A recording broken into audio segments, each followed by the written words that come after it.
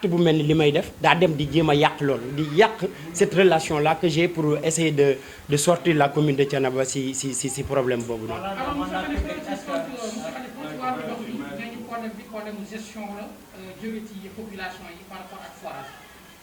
Non mais problème mu gestion je pense que ni il faut pas qu'on dise que la commune de Thiénaba Seck rek la yem Thiénaba Seck moom sama kër gii nii tam boo fi demee amul benn robinet buy ubbi mu xel ñu naan problème mu gestion la problème mu gestion la problème mu gestion Thiénaba li ñu fi am lépp amul lu fi maire indi lépp lu ñu fi am Cheikhou Thiénaba moo ko indi bàyyi Cheikhou Thiénaba la jaare mu ñëw si askan wi mais commune bi yemul Thiénaba demal dans les autres villages environnants il y a beaucoup de villages yoo xamante ni nit ñi si ni ñu daan dundee li ñu daan dundee 30 ans 15 ans 10 ans derrière la ñuy dundee di dem si ay dex di def ay teen ba léegi noonu la ñuy wute amee ndox léegi où est le travail du maire qu'est-ce qu'il a fait pour dans le domaine de l'hydraulique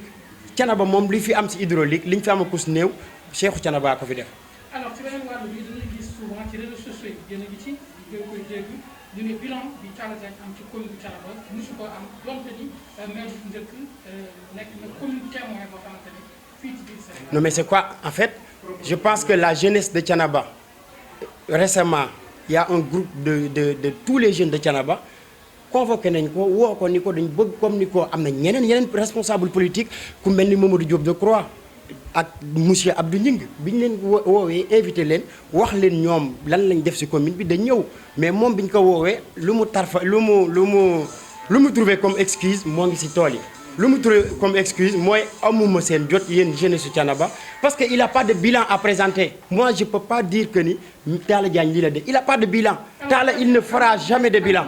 maintenant nag je termine ce côté Talla il ne fera jamais de bilan et tu le verras jamais toog lui-même conférence de presse ni je vais faire un bilan maintenant nag ay xale yu ndaw yoo xamante ni seen xam-xam bëriwul seen dox bëriwul xamuñu lu bëri ñooñu moom bu ñuy wax da nga leen di bàyyi ñuy yuuxu rek. alors Khalifa Ndiaye bu horizon 2000 dafa bëgg a nekk maire Thiénaba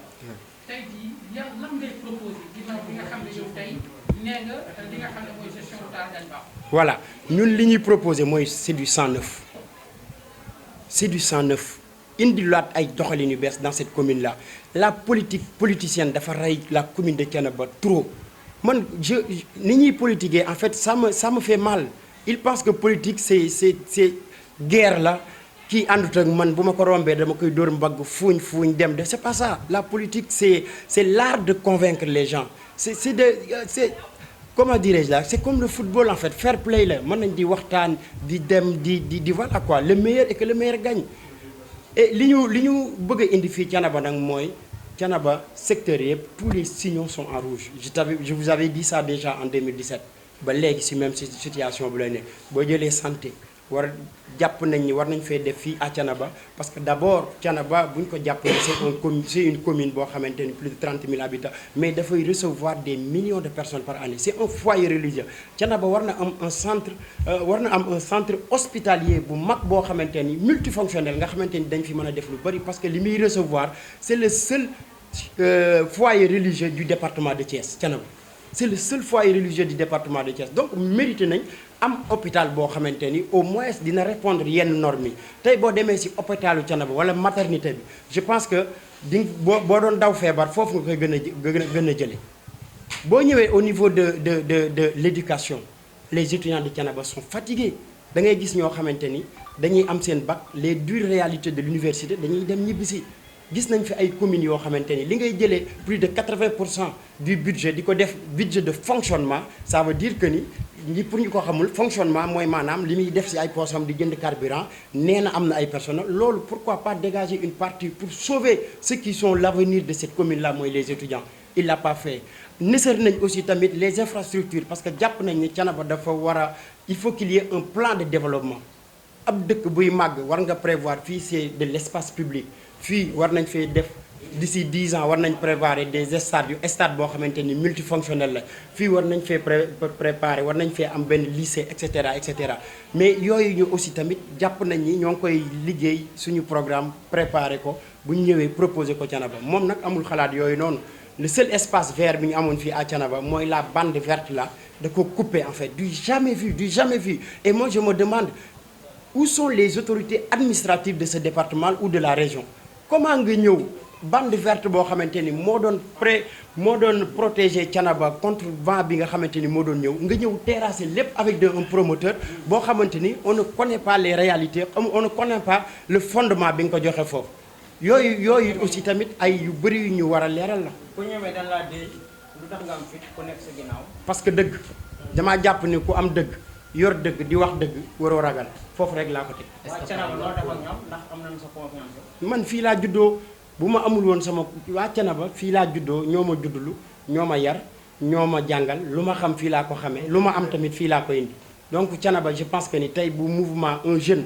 qui n'est pas au pouvoir au parti au pouvoir un jeune qui n'a pas de responsabilité publique bu wootee di mobiliser plus que ces gens-là qui sont des hauts conseillers qui sont des maires si mënul nekk leneen lu dul la confiance de la population. non loolu ay wax boo ma dégloo samay wax naa ni xale yoo xamante ni seen tànk guddul seen xam-xam guddul vraiment du ma Ablaye Wade dafa am du mu doon wax Ablaye Wade dafa am du mu doon wax mu jàngaloon kay gone bu la tëña da nga koy jéggi pes baayam man sequma ko ak ñoom. est-ce que Khalifa pare na pour suivre. Khalifa Ndiaye horizon 2000 am nga ay ambition ci Thiénaba ginnaaw gàmmu bi cérémonie officielle bi discours xalif bi naka nga koy jàng. D'abord c'est un discours responsable en fait parce que c'est la moom mooy première gàmm moom Serigne Abdourahim woote war ne à travers son porte-parole taalibe Thiénaba nan la war a mel parce que ñun c'est dans la discrétion Thiénaba day nituk Thiénaba day fees dell mais oyof tooy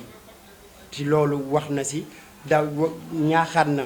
la taalibe Thiénaba yi ba lii nga xamante ni mooy réseaux sociaux yi surtout nga waroon a xamante ni dafa waroon a supprimer les liens l'ignorance en fait dafa waroon a supprimer l'ignorance aujourd'hui dafay produire de la violence taalibeeb diw moo ngi saaga taalibeeb diw taalibeeb di kële moo ngi taalibeeb diw war nañu ñun taalibeeb Thiénaba nan la ñuy comportement sur les réseaux sociaux et cetera. merci. bokkoon nga ci benn mouvement maanaam ab kuréel bu lëkkale woon fi ay au conseil yu am ak ñi di naan ci CANEC lan moo waral nga génn ko beneen bi tamit ban appel ngay lancé ci population Thiénaba rawatina ndaw ñi. waaw cadet bi c'était une dafa doonoon benn organisation boo xamante ni dafa dajale woon parti politique yu bëri yoo xamante ni ñoo ngi ci commune bi ainsi que ñoo xamante ni jàpp nañu société civile bi la ñu bokk. dem nañ fa ay réunion nag waxtaan nañ parce que li ñu bëggoon ci cadet bi mooy faire une coalition boo xamante ni dañ ciy ensemble dañ ciy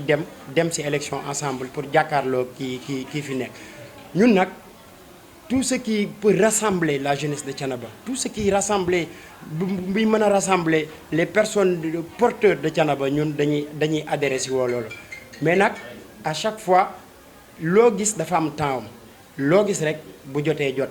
fii ñu toll ñun jàpp nañ ni élection y a pas encore de décret pour fixer des élections on ne sait même pas encore est-ce que ces élections là dinañ ko organiser en 2021 donc ñu ni ñun nag au lieu que ñuy engagé wu pour le moment sur coalition nag ku ne dem wuti bala ngeen a boole seen doole te xamagoo leen foo leen jëm nag ku ne dem wuti bu kii jaaree gauche kii jaar sud bu kii jaaree nord kii jaar fii ba buñ sa tolloo ñi nga xamante ni parce que pour def coalition aussi tamit du doon yaama neex ñun li ñu imposer fii à Thiénaba mooy il faut qu'il y ait une rupture boobu nag dañ ko bëgg a def ci dëgg du doon yëfu yaama neex képp ku ñuy àndal aussi tamit day doon sur une base programmatique ñu bokk programme bokk une vision stratégique de Thiénaba mën a ànd ak yow incha allah excluruñ benn coalition dañoo jàpp ni jotagul et bu jotee ñi nga xamante ni ñoo bokk base programmatique bokk stratégie pour Thiénaba dinañ ànd. et woote bi mooy damay woote waat rek la jeunesse déjà ils m'ont répondu mais làbbali fas yàqul dara ci yoon ñoo ngi wootaat jeunesse bi yépp parce que dafa am benn philosophe bu doon wax naan si tu refuses ton propre combat on fera de toi le combattant d'une cause qui ne sera pas la sienne maanaam ci wolof mooy boo xeexul xeex bi nga xamante ni mooy sa xeex bu légitime xeex bi nga war a def dinañ la xeexloo ci xeex boo xamante ni sa yoon nekku ci te xeex boo xamante ni nag day xeex pour suñu yaay yi dootuñu yeewu 5 heures du matin di rang robinet yi pour am lu ñu taale añ xeex boo xamante ni suñu rakk yi dootuñu dem université di abandonné di dem ci tool yi parce que ils n'ont plus les moyens pour continuer les études xeex boo xamante ni suñ jigéen ñi dootuñu matu si ay kaw saret xeex boo xamante ni tey boo bëggee dem zone nord di nga jaar si ay tali yoo xamante ni goudronné c'est le combat légitime ma si woowaat waa jeunesse bi yëpp soxlawuma dara man lépp lu ma am li may def si kii bi yëpp sama ñàkk bopp la j'ai pas de responsabilité publique j'ai pas de je le veux même pas parce que li ñuy wax y a beaucoup de gens qui sont là mais il y a des gros bonnets derrière eux te nit nag ku la ëmbal sa sutura ku la yoral sa sutura ëmbal la sa kersa ni ko Olof Njaay di waxee te ñun dañoo bëgg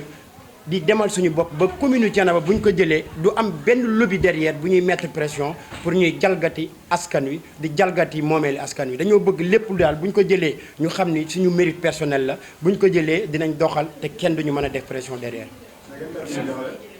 comment daa di santaat yéen surtout journalistes yi parce que déplacement bi aussi tamit yombul toute la presse ñoo ngi nii dajaloo fii ñuy waxtaanee commune de Thiénaba di santaat aussi tamit ñi nga xamante ni mooy le coordonnateur Talla Gueye Moustapha Gueye Amène Ndoye Sora mënuma lim ñëpp nga xamante ni ñoom doore déjà ñoo yor le combat parce que man je voyage beaucoup nekkuma fi lu bëri ñoom ñoo yor combat bi et depuis bi ñu ko yoree ba léegi tànki kanam rek la amul tànki ginnaaw ñooñu aussi maa ngi leen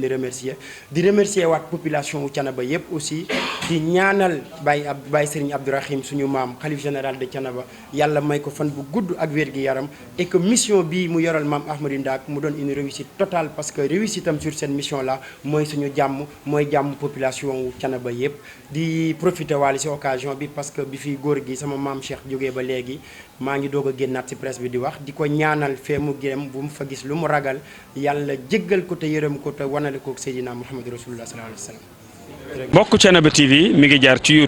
YouTube nag day kër goo xam ni dalloo na télévision yu bari waaye télévision ba ëpp fayda mooy ba ëpp ñu ko seetaan ba ëpp ñu ko abonné ba ëpp ñu cay commentaire kon mbokk yow mi seetaan ba pare aboneel ngir dolli ñu chance ñu gën a jëm ca kanam bësal cloche bi dara bañ laa raw waaye commentéeral ngir mbir mi gën a am fayda